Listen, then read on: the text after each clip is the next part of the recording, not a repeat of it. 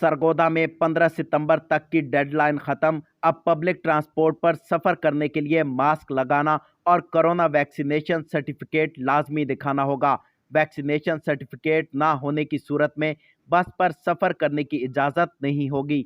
NCOC के अहकामात पर अमल दरामद यकीनी बनाने के लिए रीजनल ट्रांसपोर्ट अथॉरिटी ने इकदामात शुरू कर दिए हैं।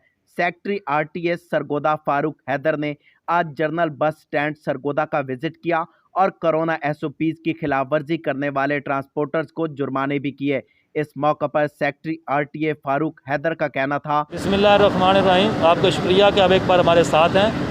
मैं आपको बताता चलूं कि 15 सितंबर के बाद जो एनसीओसी का फैसला था कि कोई शख्स भी बग़ैर वैक्सीन लगवाए कार्ड रखे बगैर बस में सवार नहीं होगा।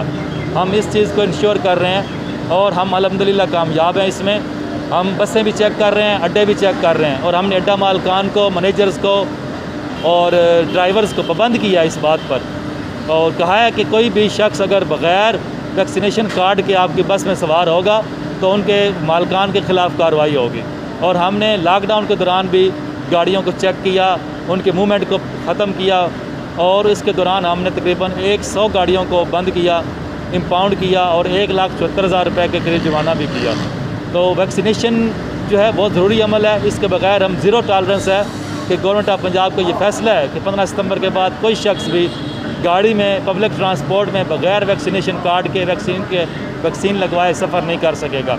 और हमारी ये जंग, हमारी ये कैंपेन इस बीमारी के ख़ात्मे तक जारी रहेगी। कैमरा टीम के साथ इदरीस नवाज, सरगोदा।